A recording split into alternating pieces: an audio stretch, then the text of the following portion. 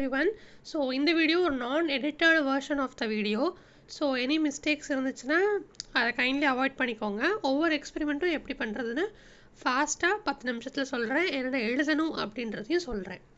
So first experiment, first நீங்கள் தெரிஞ்சுக்க வேண்டியது இது கிரேட் 12க்கான ஃபிசிக்ஸ் ப்ராக்டிகல்ஸ் என்னென்ன எழுதணும், எப்படி பண்ணணும்.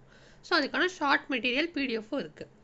ஸோ ஃபர்ஸ்ட் திங், இதில் நீங்கள் ஃபர்ஸ்ட் எக்ஸ்பெரிமெண்ட் பார்த்துக்கோங்க. என்னென்ன எழுதணும்னு சொல்கிறேன்.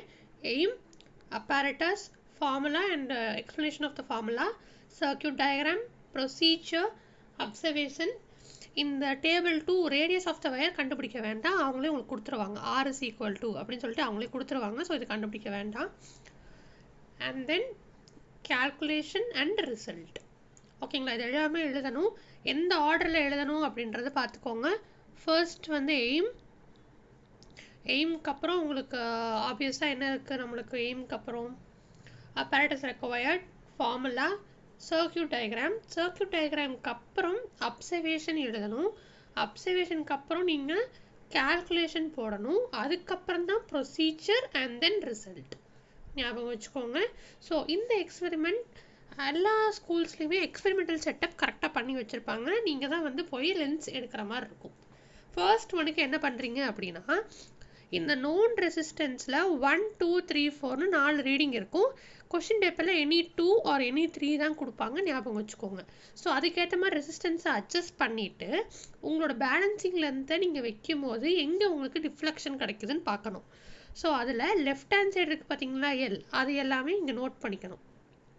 நோட் பண்ணிவிட்டு நீங்கள் ஃபார்முலாவில் சப்ஸ்டியூட் பண்ணிங்கன்னா உங்களுக்கு ஆன்சர் கிடச்சிரும். இப்போ ஆஃப்டர் இன்டர்சேஞ்சிங்னா என்ன அர்த்தம், இந்த ஆர் அண்ட் எக்ஸை வந்து நீங்கள் மாற்றி போடணும்.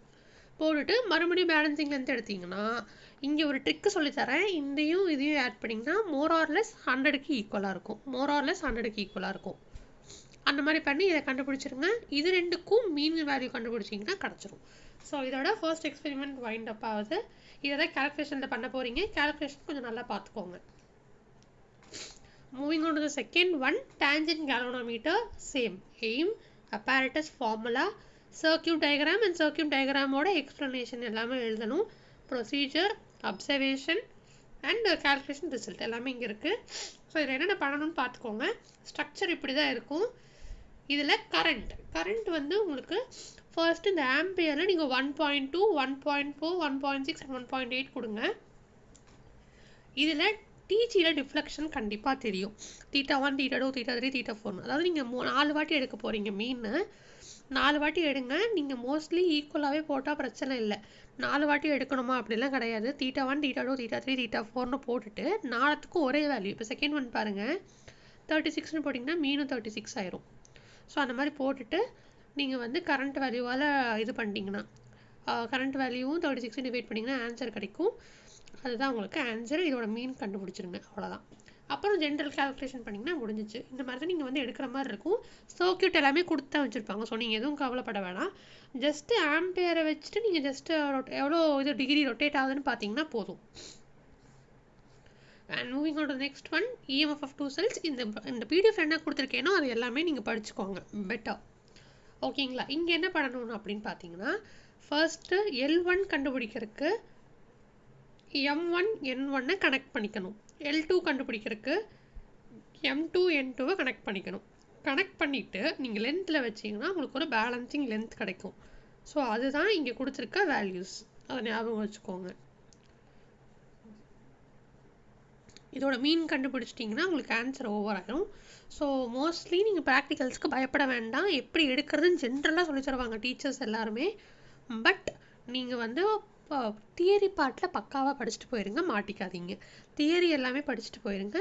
இதே பிடிஎஃப்பில் ஷார்ட் ப்ரொசீஜர் எப்படி ஈஸியாக எழுதுறது அப்படின்னு சொல்லிட்டு ஷார்ட் ப்ரொசீஜர் இருக்குது.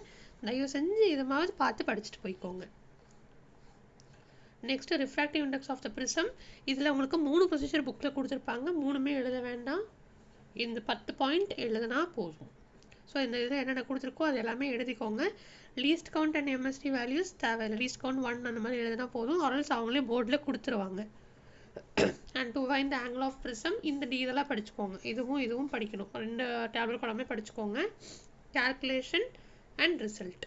ஸோ அடுத்து வந்து உங்களுக்கு 5th ஒன், இதுலேயே ப்ரொசீஜர் எல்லாமே கொடுத்துருக்கு, பார்த்துக்கோங்க. இந்த டேப்லெட் காலமில் ரைட்டுன்னு கொடுத்துருக்கிறது வேண்டாம், டிஃபரன்ஸ் T2 தீட்டான்றது வேண்டாம். இது மட்டும் எழுதுனா போதும், ப்ளஸ் தீட்டா டிகிரி எழுதுனா போதும். இது எப்படி எடுக்கிறதுன்னு உங்களுக்கு டீச்சர் சொல்லி தருவாங்க, கவலைப்பட வேண்டாம். இது கொஞ்சம் கஷ்டமானது தான். இது உங்களுக்கு டீச்சர்ஸ் வந்து ஹெல்ப் பண்ணுவாங்க. எப்படி பண்ணுறதுன்னு ஜென்ரலாக சொல்லிக் கொடுப்பாங்க, உங்கள் பக்கத்தில் தான் இருப்பாங்க. ஸோ நீங்கள் உங்களோட ஹெல்ப் வந்து யூஸ் பண்ணிக்கலாம். பட் தியரி பார்ட்டில் நான் மறுபடியும் சொல்கிறது தான், தியரி பார்ட்டில் எந்த மிஸ்டேக்ஸும் பண்ணிடாதீங்க. அடுத்தது பிஎன் ஜங்ஷன் டயோடு. இப்போ தான் ஆக்சுவலி நம்மளுக்கு புக்கில் மொத்தம் 10 எக்ஸ்பெரிமெண்ட் தான் கொடுத்துருப்பாங்க. ஆக்சுவலி 10 கிடையாது, 12. அதாவது பிஎன் ஜங்ஷனில் ஃபார்வர்டு பயாஸ்னு தனியாக ஒரு எக்ஸ்பெரிமெண்ட்டில் கேட்பாங்க, ரிவர்ஸ் பயாஸ் தனியாக ஒரு எக்ஸ்பெரிமெண்ட்டை கேட்பாங்க. ஞாபகம் வச்சுக்கோங்க. ஸோ ஃபார்வர்ட் பயாஸ்க்கு இது டேப்லெட் காலம், ரிவர்ஸ் பயாஸ்க்கு இந்த டேப்லெட் காலம். ஸோ 2 செட்டப் இருக்கும். ஸோ ஈஸியாக நீங்கள் பண்ணிடலாம். இதை இந்த டேப்லெட் காலம் எப்படி போடுறது மட்டும் ஞாபகம் வச்சுக்கோங்க. மோஸ்ட்லி பிஎன் ஜங்ஷன்ஸ்க்கெல்லாம் 5 தான் கேட்பாங்க. சர்க்யூட் டயக்ராம் தரவாக படிச்சுக்கோங்க. அண்ட் மாடல் கிராஃப் கண்டிப்பாக வரையணும். அது போக கிராஃப் ஷீட்டில் ப்ளாட்டும் பண்ணணும். ஸோ அதுவும் ஞாபகம் வச்சுக்கோங்க. கிராஃப் படிச்சுட்டு போயிருங்க. ஜெனர் டயோடில் 2 கேட்பாங்களா, ஃபார்வர்ட் ரிவர்ஸ் அப்படின்னு கேட்டிங்கன்னா கிடையாது. பிகாஸ் ஃபார்வர்ட் பயாஸில் நம்மளுக்கு ஆன்சர்ஸ் அவ்வளோவா கிடைக்காது. மோஸ்ட்லி பார்த்தீங்கன்னா 0வாக தான் இருக்கும். அதனால் ரிவர்ஸ் பயாஸில் தான் நம்மளுக்கு கிராஃபே வரும். பார்த்தீங்கன்னா இங்கே தெரியும், ரிவர்ஸ் பயாஸில் தான் உங்களுக்கு கிராஃபே வருது ஓரளவுக்கு. ஸோ அதனால் ஜெனரலில் ரிவர்ஸ் பயாஸ் ரொம்ப இம்பார்ட்டன்ட்ன்றனால ஃபார்வர்ட் அண்ட் ரிவர்ஸ் 2மே சேர்த்து ஒரே எக்ஸ்பெரிமெண்ட்டை தான் கேட்பாங்க. ஸோ நல்லா படிச்சுக்கோங்க இது. அடுத்து என்பிஎன் ஜங்ஷன் காமன் எமிட்டர் டிரான்ஸ்மிட்டரில் பார்த்தீங்கன்னா இதில் 2 கேட்பாங்க. Any 2 input and transfer characteristics சேர்த்து ஒரு எக்ஸ்பெரிமெண்ட்டா, ஆர் அவுட்புட் ட்ரான்ஸ்ஃபர் சேர்த்து ஒரு எக்ஸ்பெரிமெண்ட்டா, இல்லாட்டி இன்புட் அவுட்புட் மட்டும், இந்த மாதிரி மிக்சடாக 2 கேட்பாங்க. ஸோ நீங்கள் எல்லாமே படிச்சுக்கிறது பெட்டர். சர்க்யூட் டயக்ராம் இது கொஞ்சம் நல்லா பார்த்துட்டு போங்க. இதில் நிறைய பேர் மிஸ்டேக்ஸ் பண்ணுவாங்க. அதே மாதிரி எல்லா எக்ஸ்பெரிமெண்ட்லேயுமே யூனிட்ஸ் போடுறதுக்கு மறந்துடாதீங்க. ஃபார்முலாலையும் சரி, இந்த டேப்லெட் காலம் 2 வோல்ட்னா வோல்ட்டுன்னு நீங்கள் போட்டிருக்கணும், எல்லா இடத்துலையும் மென்ஷன் பண்ணணும். அண்ட் வந்து மில்லி ஆம்பியர் அப்படின்னாலும் நீங்கள் வந்து மியூ ஆம்பியர் எல்லாமே நீங்கள் வந்து கரெக்டாக மென்ஷன் பண்ணியிருக்கணும். அண்ட் இதில் கிராஃபில் ஸ்கேல் போட மறந்துடாதீங்க. மேலே இது எந்த இதுக்கான கிராஃப் அப்படின்னு போடுறதுக்கு மறந்துடாதீங்க. அண்ட் கம்மிங் டு லாஜிக் கேட்ஸில் பார்த்தீங்கன்னா எல்லாமே படிச்சுக்கோங்க. ப்ளஸ் இதில் வந்து பின் டயக்ராம் எதுக்குமே படிக்க வேண்டாம், பின் டயக்ராம் வேண்டாம். But general normal diagram, Boolean diagram plus truth table is important. And இதில் வந்து ஒரு எக்ஸ்பெரிமெண்ட்டுக்கு எனி 3 கேட்பாங்க. ஸோ எனி 3னா நீங்கள் வந்து உங்கள் சாய்ஸில் எழுதிக்கிற மாதிரி இருக்காது, அவங்க கொடுக்குற 3 தான் எழுதுகிற மாதிரி இருக்கும். ஸோ எல்லாமே படிச்சுக்கோங்க. லாஜிக் கேட்ஸோட கேல்குலேஷன் இருக்கும், ரிசல்ட்.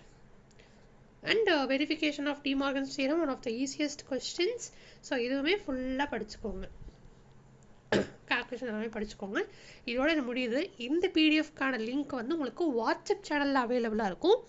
தயவு செஞ்சு லிங்க் வந்து டிஸ்கிரிப்ஷனில் கொடுக்குறேன், அதை கிளிக் பண்ணி நீங்கள் போயிட்டு இது பண்ணிக்கோங்க, வாட்ஸ்அப் சேனலில் பார்த்துக்கோங்க.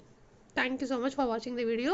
கெமிஸ்ட்ரி ப்ராக்டிகல்ஸ் எப்படி பண்ணுறது அண்ட் பயாலஜி ப்ராக்டிகல்ஸ் எப்படி பண்ணுறதுன்றதை பற்றி கூடிய சீக்கிரமே உங்களுக்கு வீடியோஸ் வரும். அதையும் பார்த்து இன்சைட்ஸ் வச்சுக்கோங்க. Thank you so much.